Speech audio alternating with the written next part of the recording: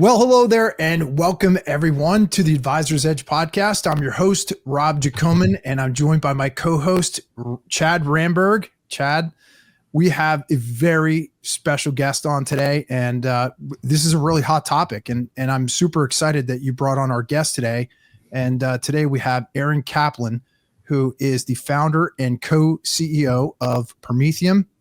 And these guys are doing some really cool stuff in the securities area, but specifically, these guys are a next generation market infrastructure that's supporting the full life cycle of blockchain securities.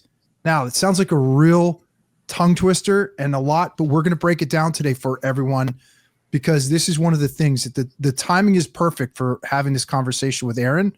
And Chad, I'm going to kick it off to you. Welcome to the show today. We're at the end of the week and we've had quite a week. It is great to be here. And Aaron, thank you for taking time to spend with us today. This is what the coolest thing was, is we connected, I think, on LinkedIn or something like that. And what's interesting is our audience is financial advisors, everything from those that are deep into cryptocurrency and blockchain and really understand it, all the way to those that have been doing financial advisory work for decades, and frankly, sometimes I hear, "Oh, just don't touch any of that stuff." The reality is life is going to keep coming, right? We've got things that are happening, development. You know, when we're talking about trade and custody of securities on blockchain, that's what got me really interested. My ears perked up when we think about cryptocurrencies, but then when you understand it, when you're talking about blockchain, it gets so much more interesting. And I was excited to have this conversation because Aaron's a securities attorney. You know, that's where he really kind of developed. He's got deep expertise in this. So Aaron, thank you for joining us today. Thank you so much for having me, guys. It is, what I'd love to do is just kind of start out with a little bit of background, the securities side of it and what you're building it through that lens. So rather than building it from the tech lens of let's move fast and break things, is a different ethos. So can you kind of give us a quick background of kind of what got you here? And So we got into the blockchain space early, not like Bitcoin white paper early, I'm not Satoshi, obviously, but essentially, like, in terms of understanding that the introduction of blockchain technology really was going to revolutionize how data was processed, particularly data that represented value. So myself and the law firm I was working with and our chairman basically realized that this was going to potentially be the next step in sort of trading from electronic to digital, or just in terms of how assets are created. And we wrote our first no action letter to the SEC in April 2014, asking us to allow us to, or not take action against us, should we transact Bitcoin through an ATS at a brokerage account. Now, it was a little bit more technical than that, but that's just the easiest way to explain it. And at the time, the SEC and really the general world didn't understand what was going on, didn't understand that we're basically just upgrading databases, right? Because there was so much focus on the currency side or the digital gold, or like at that point it was cypherpunks and crypto anarchists saying we're going to be alternatives to banking, right? Now they just want to be part of banking. But essentially, at the time we sort of got bug by the SEC. They really didn't give us much response on our no action letter, but it was our belief that securities were going to move on chain just because it was a faster way to process assets. And the holy grail when it comes to securities, in my mind, is instantaneous settlement. And what we saw was that the only way that we would ever be able to get to instantaneous settlement was a upgrade in the database structure. So by integrating blockchain technology into market infrastructure, right? So basically what that means is that you're following all the same rules, right? Or all rules that apply to you, but you're just the way by which you're creating the asset and sort of the intermediaries that have to be used in the life cycle of that asset are different. So right now you have a lot of different sort of technologies and sort of intermediaries that have been piled up on top of each other for 30 years plus since the markets went electronic. And there's a lot of inefficiency there because you basically have to have all this reconciliation. You have data that's segregated, meaning each firm has segregated data that they need to sort of reconcile with each other, which means you need a lot of people, right? Which makes it expensive. But by moving assets on chain such that the actual representation of that asset is via cryptographic token, right? Now you have a centralized data repository where all the data is held in some capacity, right? And you could follow that asset as it moves along. So to give an example, it sort of changes the role of a transfer agent. That's one thing there. But beyond that, right, in terms of how sort of the intermediary process evolved, like because you're moving assets on chain, you could also get rid of certain of the intermediaries that have been there and have been entrenched since sort of markets went electronic. And the perfect example is DTCC, right? Okay. Because they have to be they're holding the securities essentially, and they work with the clearing firm on the back end, and they charge a fee. Yeah. Well, here's the cool thing. Eliminate that. Yeah. And you can eliminate that fee. Now you've brought down the costs of sort of the life cycle of that asset by, let's say, 20, 30%. So why have there historically been upgrades in market infrastructure? Literally just because it's either faster or it's less expensive. And in this case, you have both, because as assets move on chain, right, you'll be able to process them quicker. You could have instantaneous settlement. Plus, it's less expensive. Reconciliation. You don't need all this manpower in terms of resource there. And as a result, you're moving forward, and we see this as the next step in market evolution. Yeah. The interesting thing is last week we had an expert on Kaizen and actually addition through subtraction, which is essentially what you're talking about here, is subtracting a lot of waste in the middle to get to a more efficient process overall. Does that track for you? 100%. I mean, the concept of innovation in my mind is literally just making things either less expensive or faster. And in the case when you have both, you have innovation squared, which is exactly what we're going for here. And you get higher quality at the same time, because what you're talking about is institutional, basically a better institutional mousetrap, if you will. So one thing that's really funny to me when we talk about blockchain, securities on blockchain, is you mentioned that securities have gone digital already. So it doesn't seem like it's that much of a leap to go from a digital asset, because now when you're looking at your Schwab or Fidelity account or whatever, it's from the client perspective, it's already digital. Am I missing something important there? So it's interesting because the nomenclature is nuanced. So from a client perspective, it is. But from a back-end processing system, it's electronic, meaning it's electronic entries into databases, right? Okay. The next step in digitization is such that the actual database is usually a public chain, which most people can access, which therefore allows the asset itself to be issued on that chain, and that actual blockchain tracks the movement of that asset as it moves along to different owners, et cetera. Right. And one of the reasons, going back to what I was saying before, in terms of like electronic sort of entries, which have to be reconciled by the different sort of intermediaries, the transfer agent, the introducing broker dealer, the exchange, right? Then you have the clearing firm, then you have the DTCC and SEC, right? I'm sure I'm missing some parties there, right?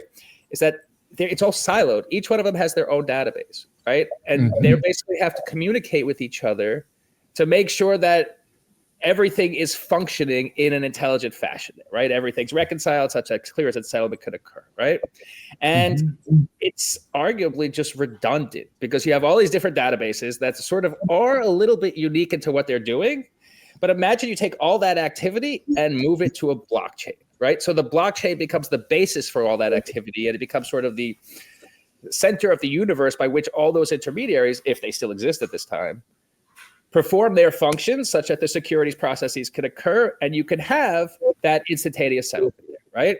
And one of the reasons entities like DTCC were created back in the day is because as markets were going electronic, right, there were so many broken trades, just so many, right? And the street, meaning the Wall Street, would have to take market holidays because they would have to take we're going to take next Friday off just so all these back offices could reconcile all these broken trades. So we don't just keep on compounding on sort of the nonsense that's occurring. So they create DTCC and NSCC, right? And basically have these processes of having reconciliation, right? because it's held at the internal books and records of those entities, right? One's the cash, one's the securities, right? So they were created to serve that process such that you could have more streamlined, more trading activity, more products, which we also saw at the time, like the emergence of ETFs, right? These types of more like interesting securities products. And that really served its purpose for that point in time.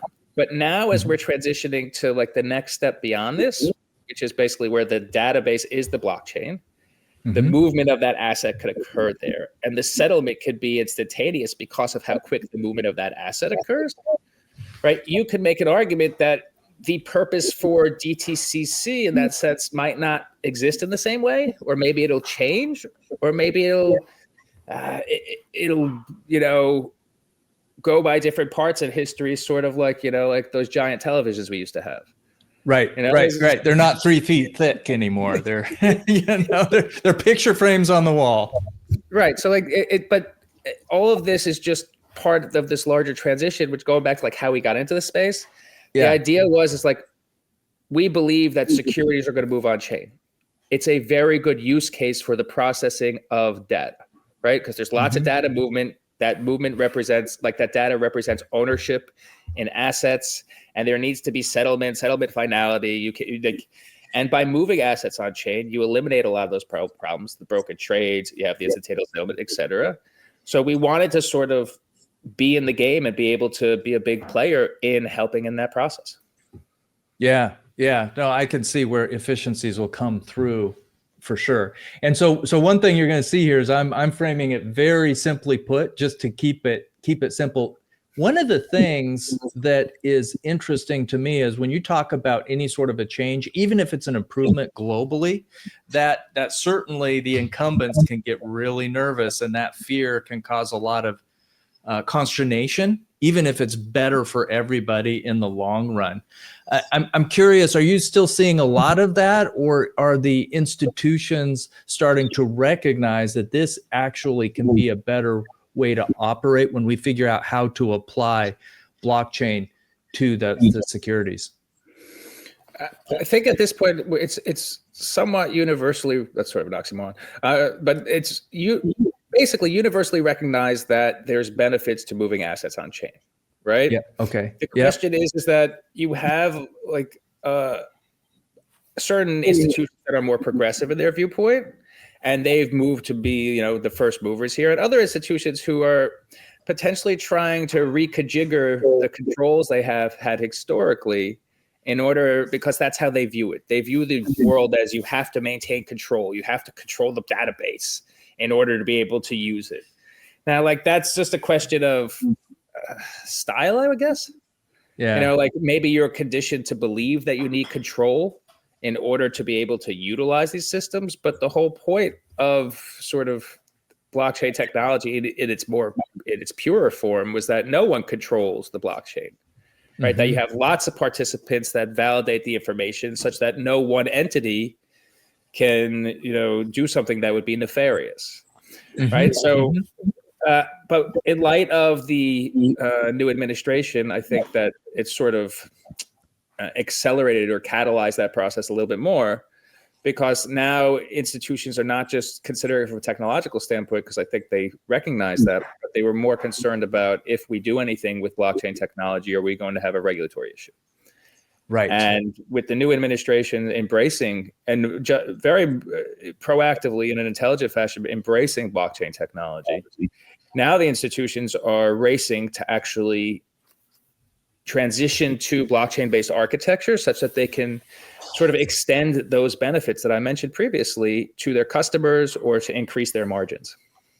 Well, that means you've got to be a very busy guy then, because you've been working on this for a while. And again, thank you for spending time with us. What do you see kind of, if we were looking that crystal ball down the road as this starts to transition for financial advisors, the Main Street type firms that are helping the end users of investment into assets? How do you think it's going to look for them as this continues to develop? So I think when it comes to investment advisors, like what we focus on is basically delivering better client outcomes, which basically means that like we're providing them the market infrastructure to really to access and engage with digital assets through an SEC registered network of broker dealers. So like, what does it mean to deliver better client outcomes? Well, it involves a lot of things, because you can't expect an RIA, regardless of side, to create any of the technology themselves. I just don't think that that's what their business is. Their business is basically managing their clients' money in an intelligent fashion to get the highest returns, right, in the safest manner, right? And what we're able to do from a better outcome approach is basically you're delivering turnkey digital asset custody, right? So if you think about it, like from a from a RIA standpoint or an advisor standpoint, one of the biggest issues has been that can they trust the custodian, right? Because there's all different levels of custodians. There's ones that are licensed on the state level. There's ones that are licensed federally. There's a lot of confusion in terms of nomenclature, because there's all this discussion around what's a qualified custodian, right? And this is the craziest thing ever about that, is that the reality, there's lots of qualified custodians, meaning there's ones that are state qualified custodians and there's federal qualified custodians. There's actually two different like terms of art here, right? So like that's confusing. And then is your custodian complying with the customer protection, right? Meaning the segregation of customers' assets from that of the institution, such that if there's an issue with the custodian, those clients' assets are protected, right? Because the advisor has a fiduciary responsibility to ensure that those assets are properly protected.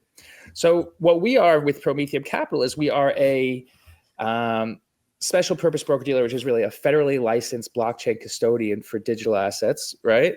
And digital asset securities, I should say. And basically, we have to comply with all the securities laws, right? So the custodian is meeting the same standard that they have to deal with all their other assets when they use and basically use us for that infrastructure, right? Which basically, if you think about it, like that has been one of the major sort of blockage or like impediments from RIAs being able to enter the space. Because absolutely. Yep. You're an advisor. Your responsibility is to obviously protect your client, but it's also to service their needs, right? And clients want access to different forms of digital assets, whether it's cryptocurrencies or whatever else, right? And as a result, like if you're not able to provide that access, next thing your client's going to do is they're going to take that capital and go somewhere else, right? Which is detrimental to your business. So we basically, and it's a really big step, are one of really the only places that can allow the brokerage industry and the advisor industry to give access to their clients in a manner that's compliant with their rules, procedures, regulations that they have to follow there, right? So that's a really big step forward for us. And I think maybe like 6 weeks ago now, maybe a little bit longer, it's just around there, we were approved through Prometheum Capital for correspondent clearing, right? Okay. So if you think about it, initially, we were only limited to do custody, clear settlement custody for our own affiliates, right? Which is like, okay, now you have to go get all the accounts yourself. You have to hold them yourself. That's not how that should work, right? And now that we're approved for correspondent clearing, what that means is that any sort of person licensed under the securities laws, any sort of the brokerage industry, the advisor industry, we can provide custody for those entities in compliance with everything, their procedures, how they have to do it, and give their clients access to digital assets for the first time, right? In a compliant manner under, securities regulation. Now, like one of the things that was weird is that, there was all this argument in the industry about, let's say, a lack of regulatory clarity hurting the crypto side. But that's nonsense. The crypto industry was able to grow significantly over a period of time by taking advantage of gray areas or regulatory arbitrage or jurisdiction shop, whatever you want to call it, right? But it was the regulated entities, the advisors, the brokerage firms that were left holding the bag, because you see the emergence of these massive sort of trading venues, the Coinbases of the world, the Robinhoods of the world, where the advisors are like, we want to be able to do this too, but because we're regulated, I mean, like, they're not, I guess, but but because of that, we can't give our clients access to what they want. So next thing you'll see, for like 5+ years, those accounts are leaving those places, right? Particularly those G2 and G3, like the younger generations of those accounts as you hand them down the line, right? They're going to places that will meet their needs. So this, for the first time, is really a step forward here. as we see it for the approval of correspondent clearing, that, the advisor industry, the brokerage industry could play on even footing, could basically, make sure to be able to service their clients how they've always wanted to. And if you take it a step further, like there's all this news that, you should have an allocation of, some say up to 10% in crypto, right? I think that might be a little high, but even if it's 5%, right? Like you need to be able to service those clients. So I think that's a long-winded answer, but I think that the access point and the ability to do it in a compliant manner for the advisors is a massive step forward for the industry that will really, create shockwaves for the months to come. Absolutely. And this is why it's so important, because when we're integrating or interacting with the carriers, that's the biggest concern that the carriers come across with is because you've had some dramatic challenges with some of these firms that haven't done a good job with separating out the assets so that make sure that the assets are still there if the brokerage company has an issue. I've got a very, and my terminology isn't always going to be spot on because I'm not a securities attorney, but thank you for your patience. I got a kind of a funny question for you, because the definition of the blockchain is that it is a public ledger, right? And obviously in the securities industry with the SEC, IAPD and all of that, there's a lot of public information on the advisors out there, but there is a very clear delineation. Basically, the individual holders of those assets can't see it. So if we're looking at securities on the blockchain, do you think that's going to be a public ledger type thing, or will there be some sort of, semi-private ledger, or what do you think that's going to look like? Or maybe it's already been established and my ignorance is showing here. No, it's a good question. I think a lot of major institutions are grappling with this point specifically, right? Okay. So on the one side, you have the idea that like, what's a blockchain? So a blockchain, in my mind, should be able to have anyone who meets a technical or a license requirement should be able to do validation, meaning the processing of the transactions on a blockchain, right? And the number of validators for a blockchain to be a public chain should be in the high tens, let's say, 60, 70 or above, right? Mm-hmm. And the whole point of a blockchain is that no one individual has the ability to sort of move assets without the consensus, meaning the approval of the validators on that network, right? So you can't have any sort of internal malicious actor, right? So then it becomes a question, well, if it's public, how do you prevent there from being any sort of access to private data or information such that you can see who's holding what security, right? And that's where you have other entities, a lot of institutions coming in creating private or semi-private or, public-private chains, right? Because they still will have the control over the movement of that assets in some capacity. And then it becomes really like, philosophically, is that a blockchain, right? If the average person who meets the technical or the licensing requirement, not the person, but the average entity, can't participate in that activity, is it not just the old boys club that it was previously? Right. Which is the concept that we want to get away from, where it's not blocked into that specific. Yeah, that's a great explanation actually of blockchain. So thank you. No, anytime. I mean, it's definitely, a lot of the major institutions, the JPMs of the world and stuff they're focused on how do you use a chain such that data and these assets can move, in theory, interoperably between different blockchains, because that's what you really need for there to be sort of, to reach the full potential, I would say, of moving assets on chain. How do you do that while at the same time protecting your internal customers' information, preventing it from seeing which whale owns what, right? And there's different approaches to that. There's been proposals, I think, that the Ethereum chain might have put out. I'm not positive. I think I read about this, about some component of the blockchain that will be zero knowledge. I mean, you won't be able to see all those things. You only be able to see certain things. And you have different blockchains trying to solve this problem, right? So it's definitely a consideration there, right? But at the same time, like, if you have a private blockchain, and you can't move the assets across the different chains. So it can't really be used in sort of like the larger decentralized finance universe. Are we not just using a database again as opposed to a blockchain? Right. Okay. Hopefully that can track. How did that track for you, Rob? I'm going to put you on the hot seat here. I have lots of questions. We'll jump in. Well, I was waiting to jump in. You're just running at the mouth here. Uh-oh, not potty mouth. I used to get in trouble for that. Wash my mouth out with soap. No, I could cut that out. That's the beauty of what we do. We can cut things out. Well, I think what I would like to do is I want to simplify the conversation.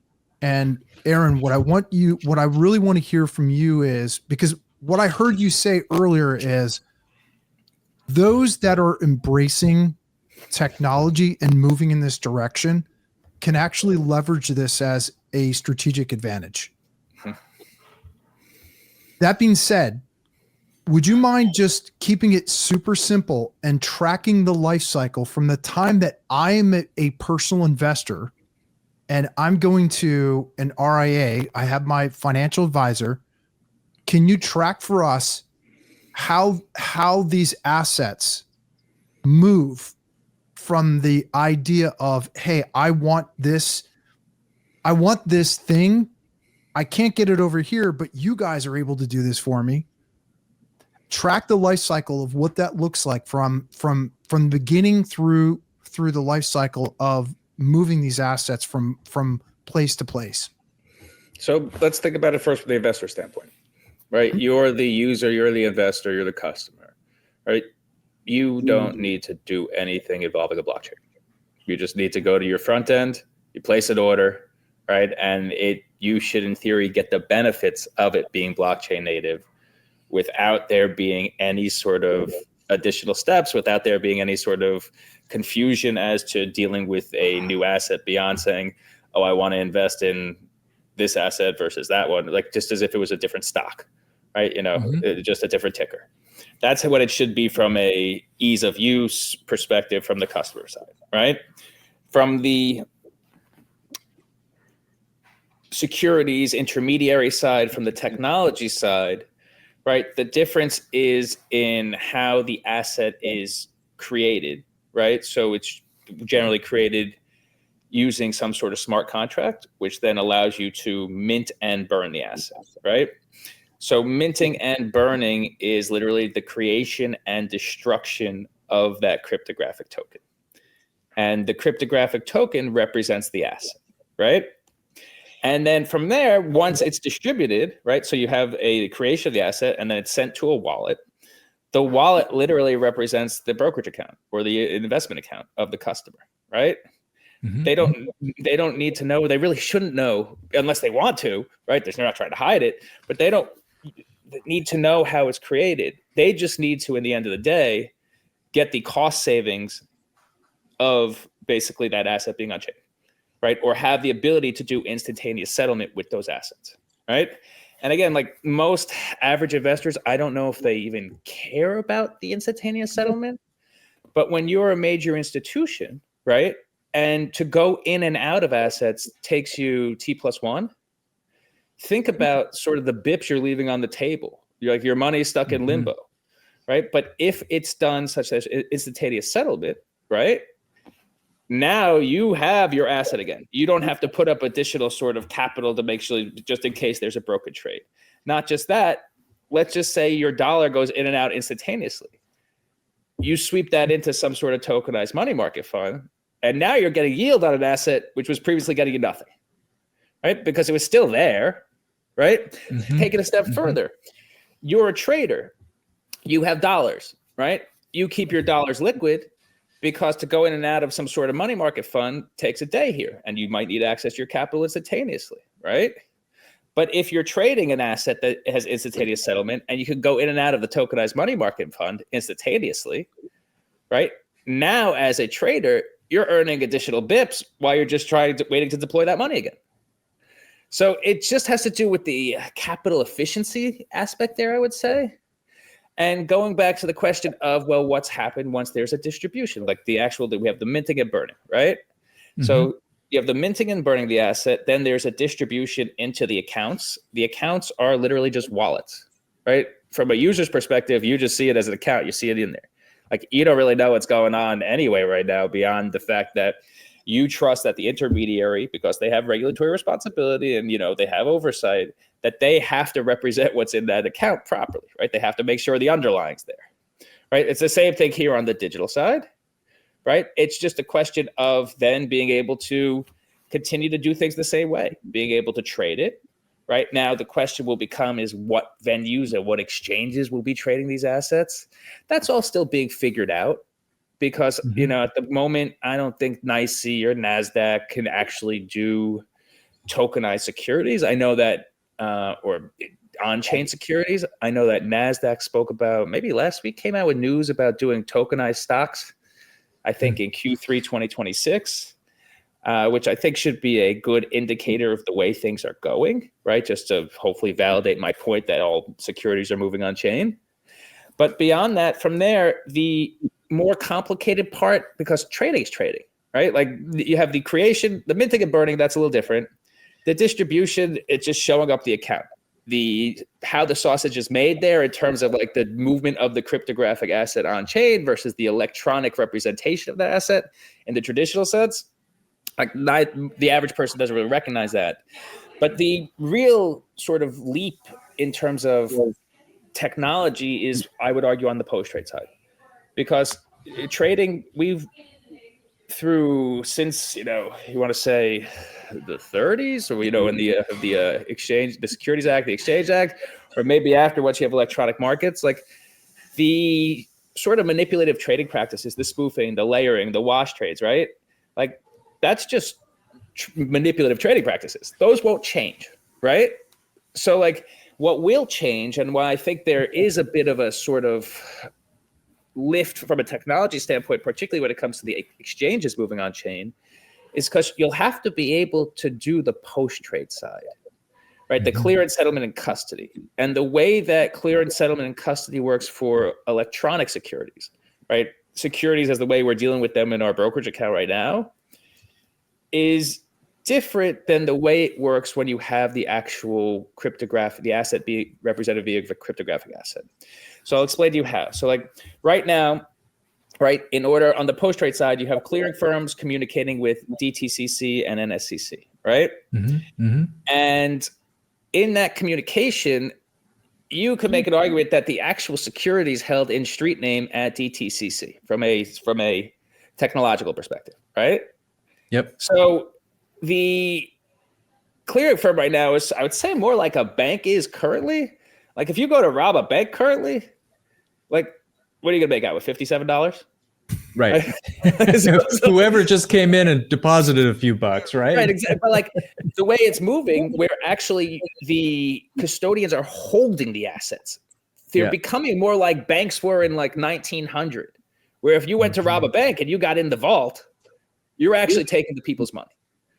So there's different technological requirements from that standpoint, such that you have to have different levels of cybersecurity, operational security, basically like the means of preventing the penetration of the system such that the actual assets can't be taken and moving out, right? So that is a technological upgrade. And that's sort of, I think, where we've distinguished ourselves, because we were the first ones to get the federally licensed blockchain custodian for digital assets under the securities laws of the United States, and to operationalize that. And basically, like, it's just a different sort of methodology, because like, while clearing firms in the electronic sense have to worry about, people penetrating their systems and basically doing malicious things, there's a higher responsibility, because in the sense of the custodian on the blockchain side, they could take those assets and move them out. So I think that's where you're seeing like a lot of the energy right now and a lot of the effort to basically establish the custodial infrastructure such that you can reverse engineer going into the trading and going into the issuance side right there. Because it's you can't have public trading if you don't have the ability to do the post-trade side, right? You in theory could have OTC trading, But like OTC trading is one thing, whereas everyone knows where you want to be is with public trading. Mm-hmm. Because that's where it starts to scale. Is that right?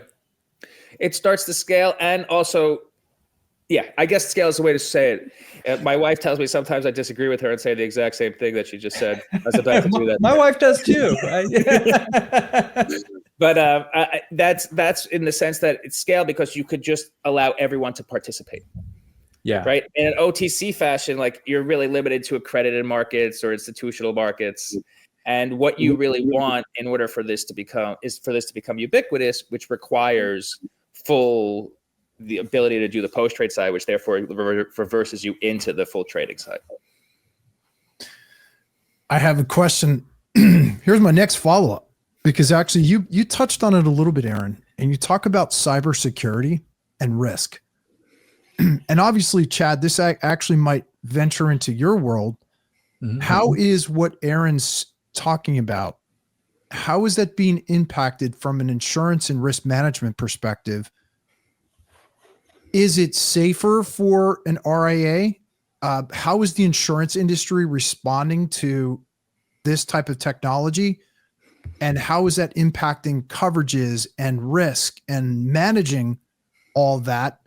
Because I'm seeing an intersection between what Aaron's talking about right now and Chad, your world, which is how is it being handled from a risk standpoint? Is it safer? Is it not as safe?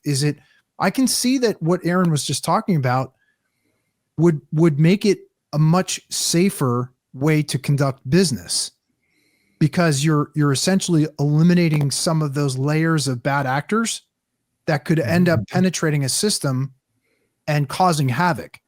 So what is either one of you guys can answer this question, but Chad, I'd love to hear your perspective on how this impacts the risk perspective of an RIA when they have this access to this technology.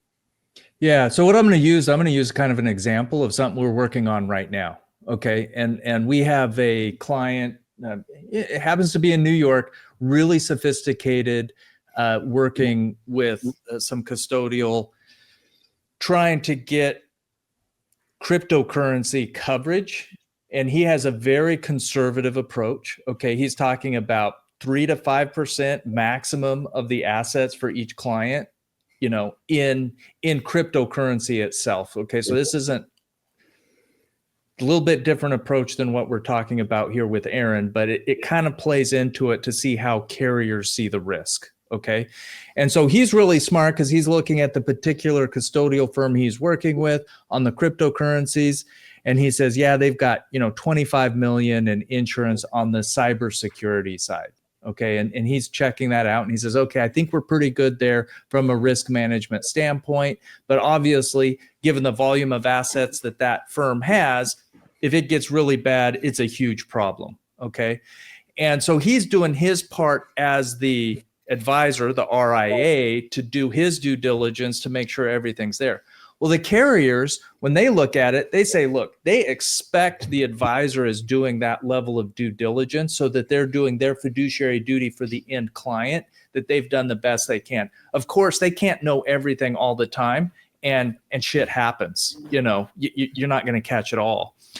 Carriers are looking at it from the law of large numbers, and I think of it as the informal handshake between the carriers and the regulators, saying that the regulators are doing a good job and doing what they're supposed to. The carriers are verifying through applications and their due diligence before they issue the coverage to make sure that the advisor themselves are doing their due diligence, because they're just really going to defend the advisor for breaching fiduciary duty, which is different than protecting the assets themselves. Okay, so then you go into it from a risk management side, you're kind of putting all of those pieces together. So where I think we can shift over to Aaron, and where this kind of excites me about what's being developed here, is because Aaron's starting to say, okay, we understand there is a regulatory framework that's been, the 1930s and 40s Investment Advisors Acts. And there was more than one piece of legislation that was put into there, was very specifically put in there to protect the client. Well, there's some I'm going beyond my expertise here. There's some updates that need to be done there, right? But there's still, we know, Aaron, what impresses me most about what him and his team are doing is saying, we don't need to reinvent the wheel, but there are some improvements that need to be made, is what it looks like for me. So now it's going to take the carriers a really long time to really understand what's going on here. I mean, I'm going to send this podcast to some carriers, okay, and to some clients that we work with, so they can help start to see a little bit behind the curtain and understand it a little bit better. But also, I'm a little bit of a realist. It takes time, because I think the technological side, look, just looking at the cryptocurrencies, technologically, a lot of this stuff can be done. The regulatory side, the insurance side, the business use case of it to make sure it all fits together is where it's hard, because it's harder to get people up to speed than it is to get a computer up to speed sometimes. Aaron, what's your opinion, and where did I get it wrong?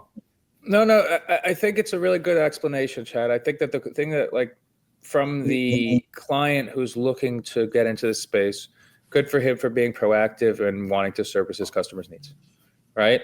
Now, like, it's really interesting because, like, from a advisor standpoint, you say, okay, I have this fiduciary duty, but there's not much, I don't know how much educational resource there is out there to basically inform the advisor community about the different levels and the different standards of custody, right? Yeah. Like, not all custodians are created equal. There's different technological standards. There's different sort of operational security standards, because the reality is most of the hacks, like the overwhelming majority, come from a breakdown in operational security, not cybersecurity, right? Like, they're not hacking your encryption. Basically, the internal people are not following the procedures such that they basically prevent hacks in the first place. And it's not a hack, prevent like the penetration from a information standpoint, such that people just get access to the keys and then can move the assets, right? So you say, well, I'm an advisor. I understand I understand assets. I understand,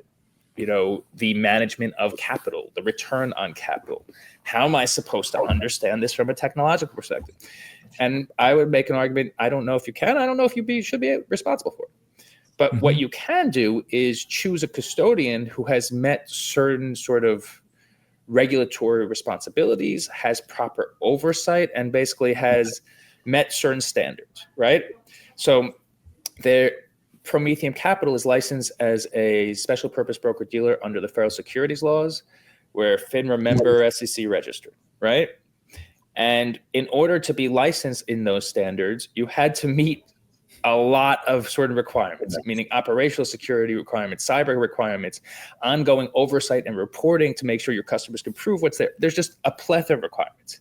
And to be frank, I don't think any custodian in their right mind would have built the systems the way we built them if they didn't have to comply with the specific regulations as laid out to make sure that customers were specifically protected, right? So we built our own technology in line with the regulations when they came out in, I think it was Christmas 2020, of how a blockchain custodian licensed under the federal securities laws would have to operate, right? Which I would hope overcomes any sort of concern from any sort of technological or sort of compliance perspective that any advisor would have, because they say, okay, you've met the SEC standards, you speak the same compliance language, you report to the same regulator, we're simpatico here, right? But let's take it on the other side. Whether you're using a state custodian or a international custodian, which is a little bit even crazier, right?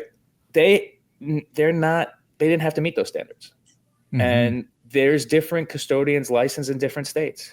I mean, there was a custodian back in the day that was licensed, I think, in Nevada called Prime Trust. And, there's different standards. And they basically had a lot of issues internally with sort of movement of assets and other sort of nefarious activities, because, and I love Nevada. This is not disrespecting Nevada at all. How can you know as an individual if they even have the horses to properly oversee that custodian license in their state? Yeah. Right. Like, we all know that, like, from a securities perspective, like, there's not everyone loves FINRA. You know what I'm saying? but at the same time, like, and that was put in a proper way. But essentially, it means that you do have to report to them, that you do have to meet standards, that there's oversight.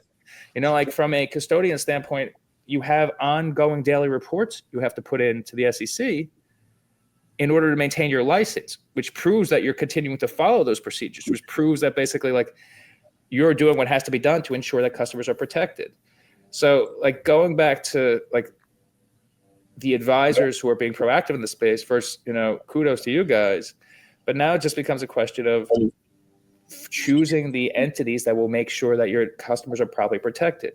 Now, one more thing, and this is possibly the kicker in this, and I sort of mentioned before. So like segregation of customer funds and assets from that of an institution is the basic tenet of custody under the securities laws, right? You cannot get approved as any sort of custodian, whether for traditional securities, blockchain securities, anything you want, by the SEC, unless you have really implemented and are complying with the what's called 15C3, which is the customer protection rule, which requires those segregation, right? Because if the institution or if the custodian goes belly up, all of a sudden, those customers have to have access to those assets, or else what could happen is there could be a massive contagion effect. Yeah. And it'll cascade, it'll go broader into the larger financial system, and that's bad for everyone. But when state licensed custodians in the blockchain space don't have to comply with 15C3, they don't have to segregate customer funds and assets from that of the institutions. And if you look at entities, I believe, in any of these major public companies who are licensed on the state level, as we've seen, and as was the case in Prime Trust, which I mentioned, they become general creditors of basically in the bankruptcy, right? And they're low down the line. They're not senior secured. They're basically not holding, senior debt. They're at the bottom there. So like it becomes a question of, now that there's options, and particularly with the government now being very pro, allowing people to participate in the blockchain space and participate with digital assets, it just becomes of choosing the proper custodian that will ensure your customers' assets are protected, not just from a cyber and operational security perspective, but from the ongoing oversight. They have proper oversight from the regulator, who actually has the horses to properly regulate, and such that if there's anything that ever goes wrong, it's like any other sort of clearing firm. Right? Your customers, they don't become general creditors. They get their assets back pretty quick. Yeah. So I'm going to reframe that. And then I want you to tell me if I got it right, if I heard it correctly, Aaron. So what you're really saying is for an advisor to do their due diligence, what they should do, just kind of basic level, because that segregation of assets is critical. And if they're going and their custodial choice is FINRA and SEC license, then we know that the regulatory regime is the same. We've got simpatico. That helps to prove that they've done their fiduciary duty, because they are then relying upon the same regulatory structure that's going to help, in a worst case scenario, make sure that the end clients still have their assets.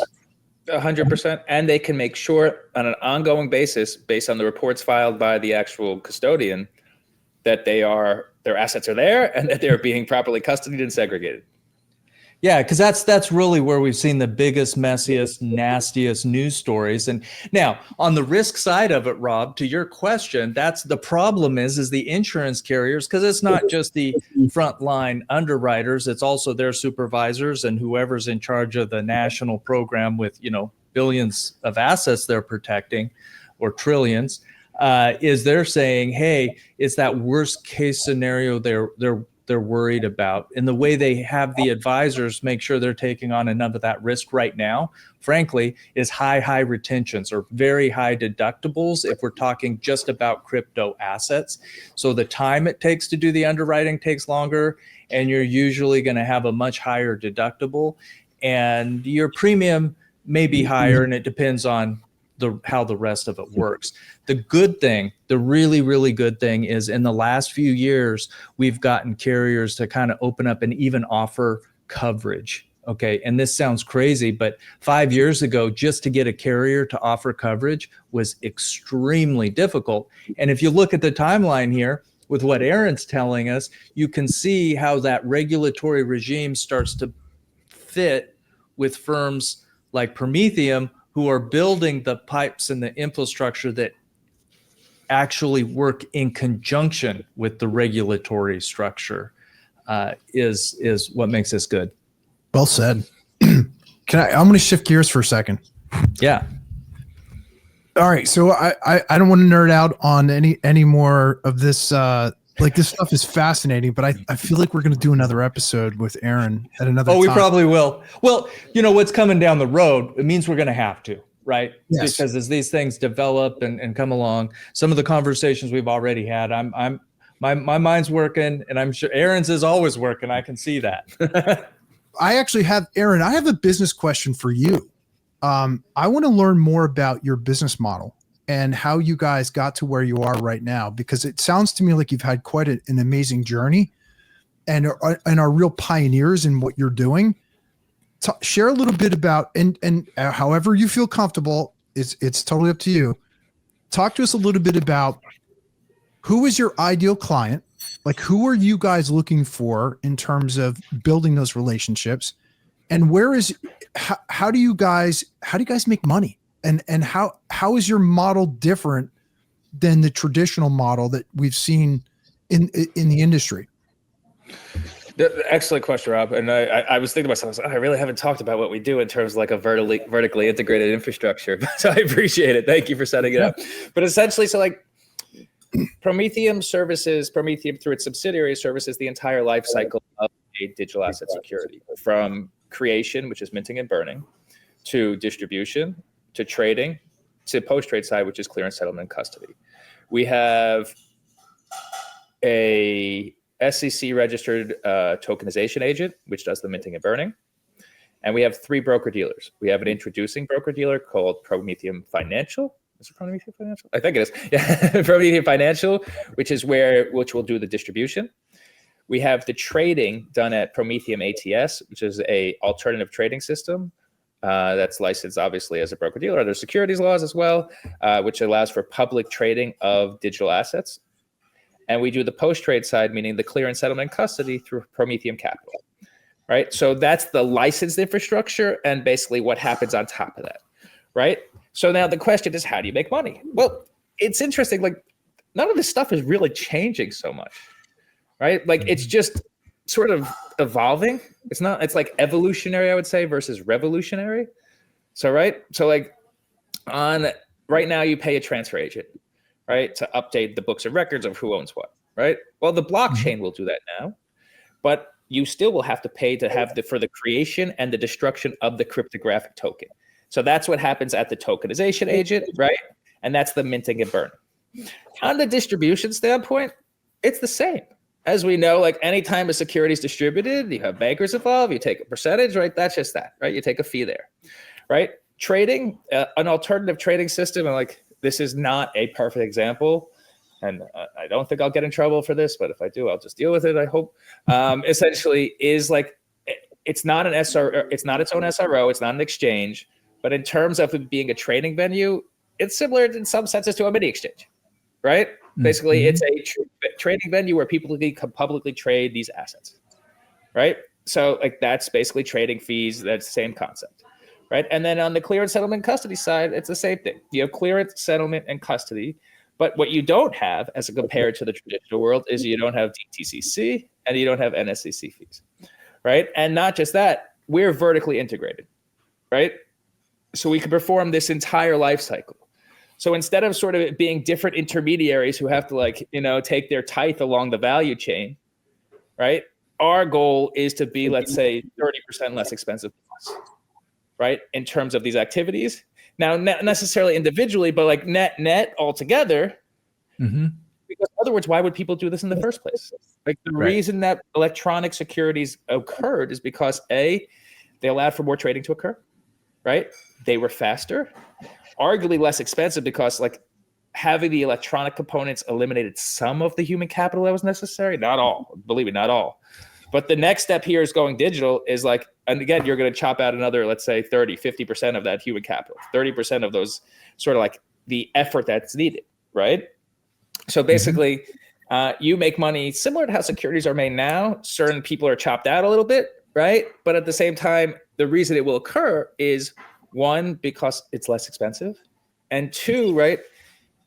Instantaneous settlement, meaning the movement, the capital efficiency introduced there, again, not just saves sort of like money from a human capital perspective, the cost of doing the activity, but it allows for the investors, sort of the users of that ecosystem, to make more money on their dollars, right? Because a faster movement of dollars, by definition, capital efficiency allows you to make more of a, generate those bips which you were leaving on the table previously, right? So when it comes to why people would use that, again, less expensive and allows people to generate more money off their money.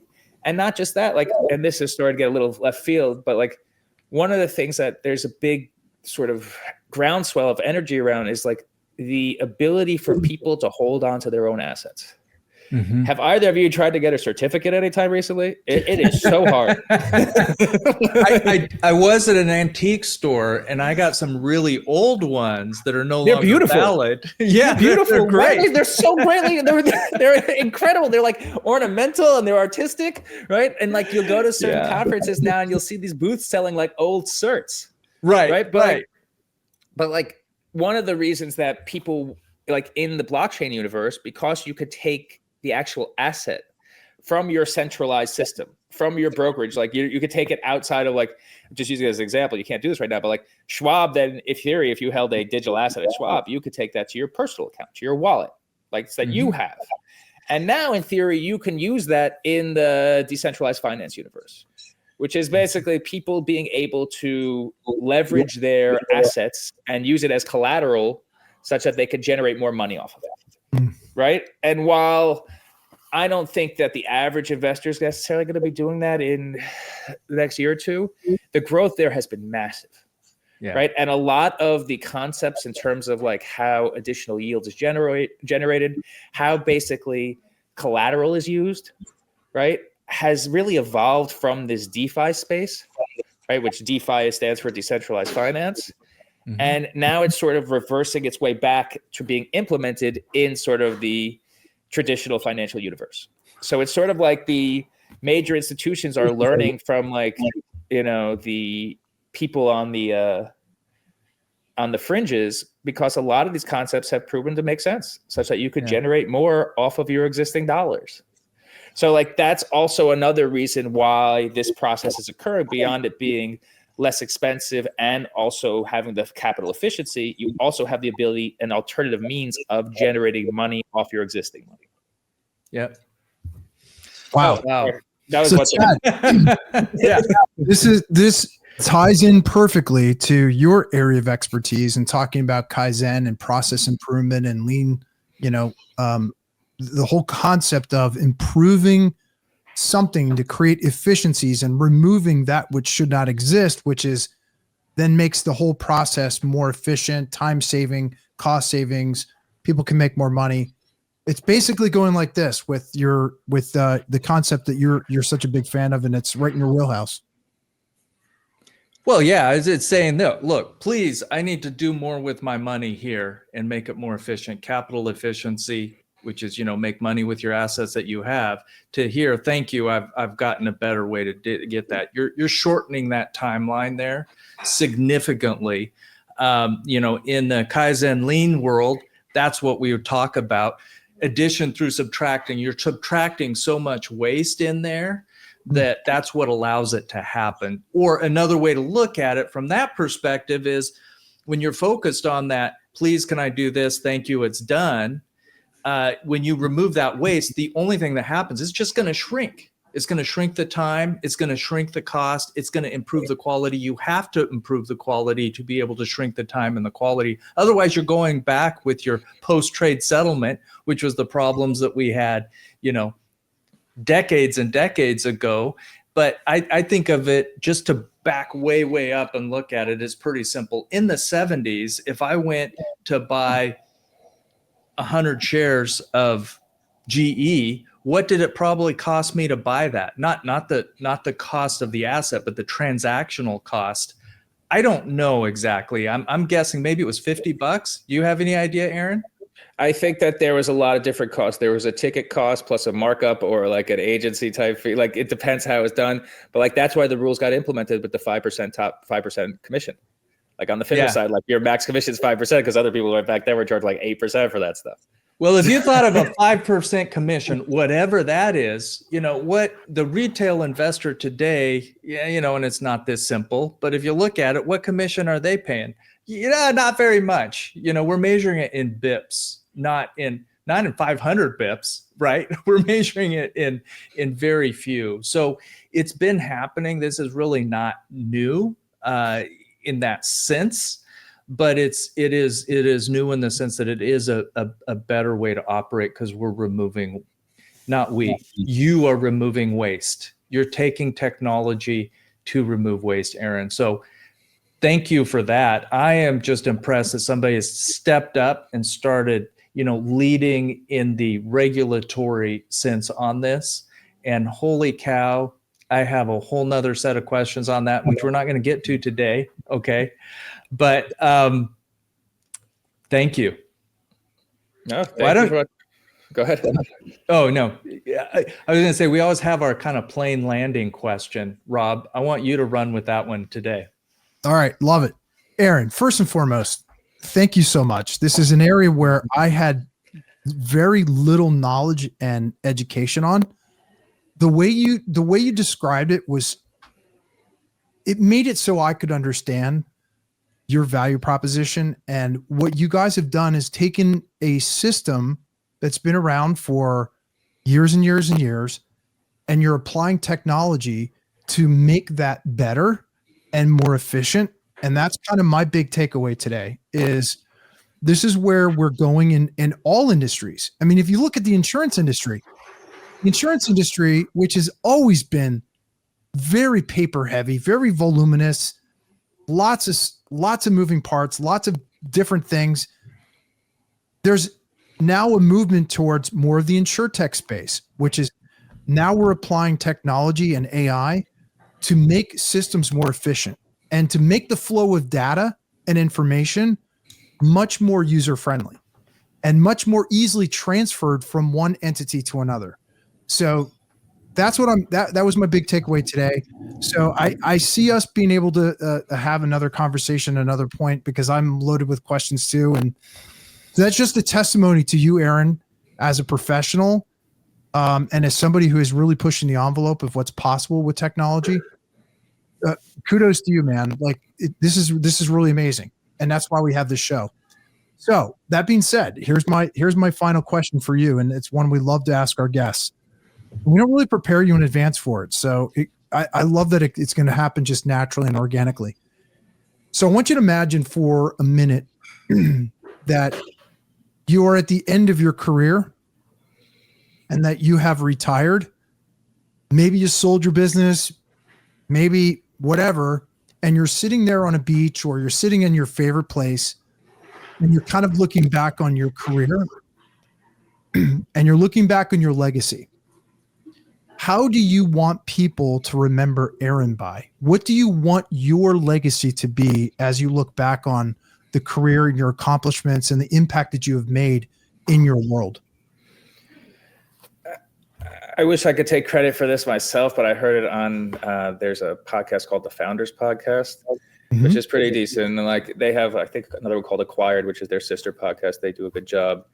And the way that it was described is that I would hope that it would be considered that I helped move the ball forward in my industry, right? In terms of just progressing towards an end result that hopefully works out to the benefit of the public. And while, there's been some controversy around regulated versus non-regulated and how assets should be treated, having the ability to be a part of the conversation and believing in one side of that conversation, not in some sort of, zealot manner, but just to be able to have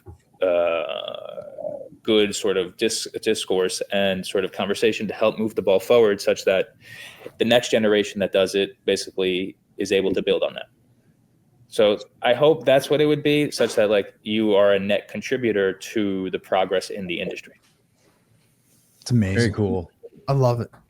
You notice this, Chad, whenever we ask that question, no one ever talks about making tons of money and retiring wealthy, and everyone always shares similar to what Aaron just said is I think it's about transformation and impact. And being able to helping people. Yeah. And walking away and saying, I made the world a better place by the work and the things that I've done. And I think, Aaron, that's amazing. Yeah. It's absolutely incredible. And we're honored and blessed to have you on today. Aaron, how can people, if they're interested in learning more about you and want to reach out, what's the best place or way people can reach out to you? So our website is prometheum.com. There's an email, contact@prometheum.com. I think that's the email. Or hit me up on LinkedIn, Aaron Kaplan, Prometheum. I'll be there. Perfect. And I will put all the links in our show notes and description to reach out to you. So we'll have all that taken care of. And so Aaron, thank you so much. Chad, you were amazing. You asked some great questions today. And Aaron, hope you had a great experience. And this was hopefully we have a unique show, and that our mission and purpose is to serve the industry in a big way, and to bring on guests like you who are truly doing things that are transformational. So Aaron, we love this time that we had with you, and really, really appreciate your time today. Thank you so much for the opportunity, guys. And if you have me, I'll look forward to the next round. Perfect. Yeah. Thank you again. And guys, listen, stay tuned for the next episode of the Advisor's Edge podcast, because we are going to have another amazing guest. And again, it's going to be a surprise. Hopefully, Aaron, it's going to be hard to follow in your footsteps, man. I have to tell you that. So, that's right. Guest has their work cut out for him. So, guys, we'll see you again on the next episode. See you soon.